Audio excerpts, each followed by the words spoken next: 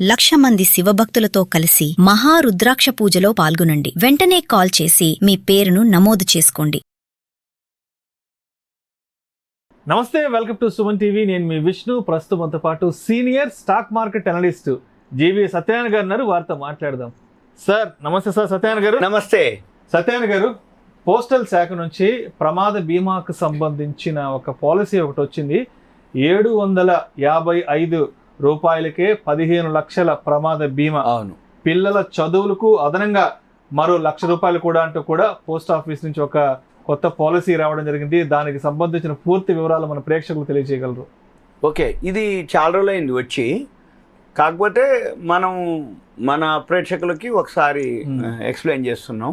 ఎందుకోసం అంటే ఆల్రెడీ ఈ చాలా వరకు గవర్నమెంట్ స్కీమ్స్ ఏవైతే ఉంటాయో, సెంట్రల్ కానీ పోస్ట్ ఆఫీసులు కానీ, ఇటువంటి ఏంటంటే మనకు తెలిసి మనం పోయి అడిగితే తప్ప వాళ్ళు ఎక్కువ శాతం చెప్పడం కానీ అవన్నీ ఉండదు. జనరల్గా ఏంటంటే పేపర్లో అనౌన్స్ చేస్తారు, ఈ స్కీమ్ స్టార్ట్ అయింది అంటారు. ఎంతమంది చూస్తారు, ఎంతమంది ఫాలో అవుతారు. కాకపోతే మనము అవేర్నెస్ కోసము మంచి స్కీమ్లు ఉన్నాయి అనేది మనం ఇప్పుడు చేస్తున్నాం. ఇది ఆల్రెడీ జనవరిలోనే అనౌన్స్ చేయడం జరిగింది. దీంట్లో 3 రకాలు ఉన్నాయి. ఏమేమి ఉన్నాయో ఆ 3 రకాలు కూడా మనము, అంటే చిన్న అమౌంట్, పెద్ద అమౌంట్, మీడియం, ఎవరు ఎంత చేయగలరు అనే దాని మీద ఇప్పుడు మనము చేద్దాం. ఫస్ట్ 755 రూపాయలది ఒకటి స్కీమ్ ఉంది. దీంట్లో ఈ 755 రూపాయలు ఏంటిదో చూద్దాం.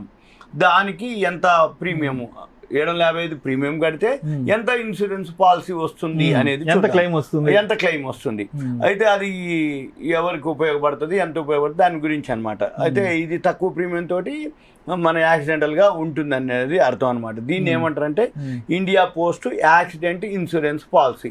ఇప్పుడు మనం ఏదైతే స్కీమ్స్ చెప్తున్నామో ఇవన్నీ వీడియో వినండి. విని మీ దగ్గరలో ఉన్న పోస్ట్ ఆఫీస్కి వెళ్తే సంప్రదిస్తే అక్కడ మీకు ఇంకా డీటెయిల్గా ఎక్స్ప్లెయిన్ చేస్తారు. మీరు ఆలోచించుకొని 1 or 2 days టైం తీసుకొని ఆ పోస్ట్ మాస్టర్ గారిని కలిసి వీలైతే ఆ పాంప్లెట్ తీసుకోవటం, దాని దగ్గర మెటీరియల్ తీసుకోవటం, చదువుకోవటం, మళ్ళీ మీకు ఏమైనా డౌట్స్ ఉంటే ఆయన ఎక్స్ప్లెయిన్ చేసినాక అప్పుడు మీరు జాయిన్ అవ్వండి.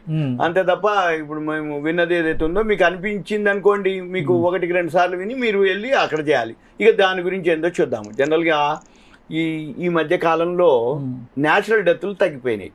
న్యాచురల్ డెత్లు ఎందుకు తగ్గిపోయినాయి అంటే మందులు, మెడికల్ బెనిఫిట్స్ వచ్చినాయి కాబట్టి ఎప్పటికప్పుడు వీళ్ళు షుగర్లని చెకప్ చేసుకుంటే అవేర్నెస్ వచ్చేసింది. ఈ అవేర్నెస్ తోటి వాళ్ళు జాగ్రత్తలు తీసుకోవటం, ముందుగానే దానికి సంబంధించిన అవేర్నెస్ అంటే హెల్త్ కి సంబంధించిన జాగ్రత్తలు, రైట్. అందుకని ఇప్పుడు మనం ఏం చెప్తాము అంటే ఏదైతే యాక్సిడెంటల్ గానే ఏదైతే ఉందో ఇది యాక్సిడెంటల్ అనమాట. 755 రూపాయలు కనుక మనం కడితే ఏం జరుగుతుందో తెలియదు యాక్సిడెంటల్ గా.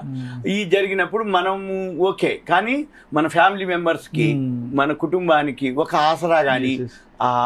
ఇక్కడ ఒక చిన్న మాట కూడా చెప్పుకోవాలి మనం. ఈ మధ్య ఒక రిపోర్ట్ వచ్చింది, యుద్ధాల్లో చనిపోయే వాళ్ళకంటే కూడా రోడ్డు ప్రమాదాల్లో మరణించే వాళ్ళ సంఖ్య చాలా ఎక్కువ. ఎందుకంటే మనం చూస్తే హైవేలో గానీ తెల్లవారుజామున గానీ అంటే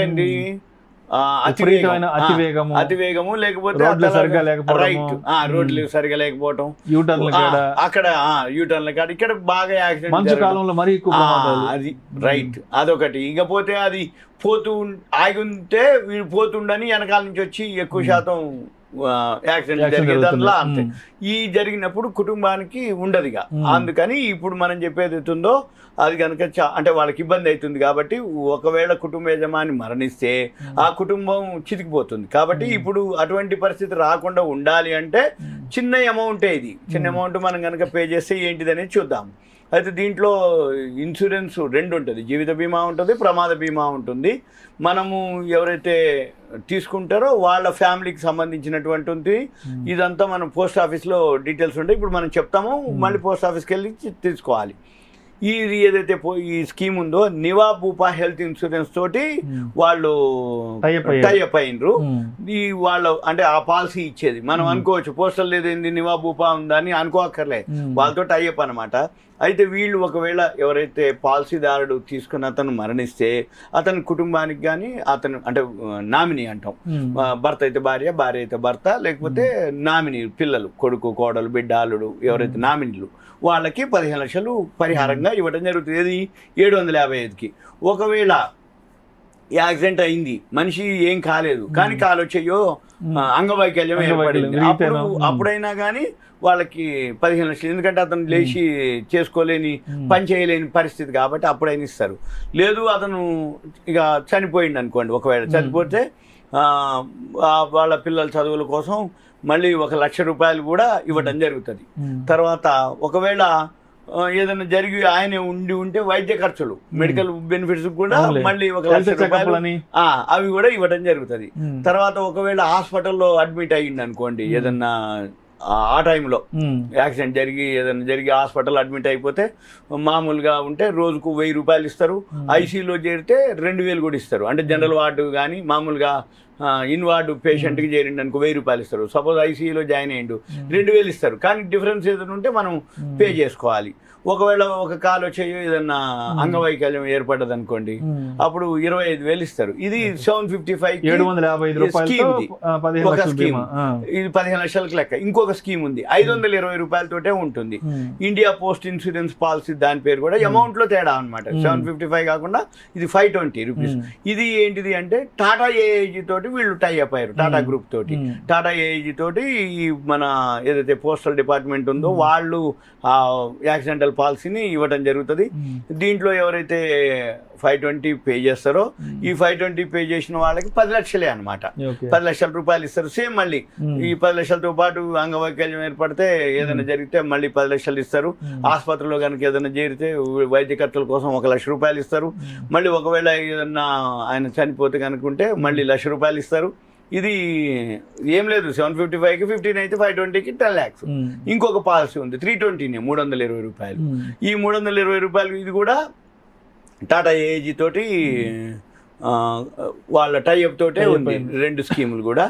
ఇది ఏంటిది అంటే ఒకవేళ మనసి ఇది 5 లక్షలే ఇస్తారు. అంటే మనం ఎవరైతే 5 లక్షలు కావాలా 10 లక్షలు కావాలా, కరెక్ట్. మనం ఆలోచించుకోవాల్సింది ఏంటంటే మన లిమిట్, మన కెపాసిటీ 320, 520, 750 అనే దాని మీద బేస్ అయి ఉంటుంది. ఇది సేమ్ అనమాట. ఒకవేళ ఏదైనా జరిగితే పూర్తిగా శాశ్వత వైకల్యం అయితే 5 లక్షలు ఇస్తారు. మళ్ళీ ఆసుపత్రిలో జరిగితే 50,000 ఇస్తారు. అంటే ఇన్ పేషెంట్ గా అడ్మిట్ అయితే 50,000 ఇస్తారు. అయితే ఇది ఎవరు తీసుకోవచ్చు, ఎవరైనా భారత పౌరుడై ఉన్న వాళ్ళు యాక్సిడెంటల్ పాలసీ తీసుకోవచ్చు. ఇది 18 నుంచి 65 ఏళ్ల మధ్యలో వాళ్ళు ఎవరైనా తీసుకోవచ్చు. అంటే మేజర్ అయిపోయిన తర్వాత 65 years వరకు ఎవరైనా తీసుకోవచ్చు. ఒకవేళ ఇది కనుక తీసుకోదలుచుకుంటే మనము పోస్ట్ ఆఫీస్, దగ్గరలో ఉన్న పోస్ట్ ఆఫీస్కి వెళ్ళి అక్కడ ఒక అకౌంట్ ఓపెన్ చేయాలి. మనం ఒక సేవింగ్స్ అకౌంట్, ఒక అకౌంట్ ఓపెన్ చేయాలి. ఓపెన్ చేసినాక అప్పుడు మనం దాంట్లో ఆ అకౌంట్ కూడా పెద్ద, అంటే ఇప్పుడు కొన్ని బ్యాంకులు ఉంటాయి, మినిమం అకౌంట్ ఓపెన్ చేయాలంటే 5,000, 10,000 మినిమం బ్యాలెన్స్ మెయింటైన్ చేయాలంటారు. అలా అక్కర్లేదు. పోస్ట్ ఆఫీస్ 100 రూపాయలు ఉంటే చాలు. 100 రూపాయలతోటి మనం ఒక అకౌంట్ని ఓపెన్ చేసుకోవచ్చు. అయితే ఇది అన్ని దేశంలో ఉన్న ఏ విలేజ్ కానీ ఎక్కడ ఏ పోస్ట్ ఆఫీస్లో కూడా ఈ సర్వీసెస్ మనకి అవైలబుల్ ఉంది. ఇంకా మీకు వివరాల కోసం దగ్గరలో ఉన్న చిన్న పోస్ట్ ఆఫీస్ అయినా వాళ్ళు సంప్రదించే పోస్ట్ మాస్టర్ గారు చెప్తారు. మీకు ఎటువంటిది ఏం లేదు, మనది ఇది కేంద్ర ప్రభుత్వానికి కాబట్టి ఎటువంటి ఆలోచన లేదు. ఏదైనా జరిగితే ఇస్తారా, అయ్యరా, 320 పోతాయా, 550 పోతాయా అనే ఆలోచన, సందేహము అవసరం లేదు. ఇది మన ప్రేక్షకులకి అవగాహన కొరకు ఇన్సూరెన్స్ లో గవర్నమెంట్ దాంట్లో. Thank you sir, thank you so much. Suman TV ప్రేక్షకులకు ధన్యవాదాలు. Thank you. సెలవు.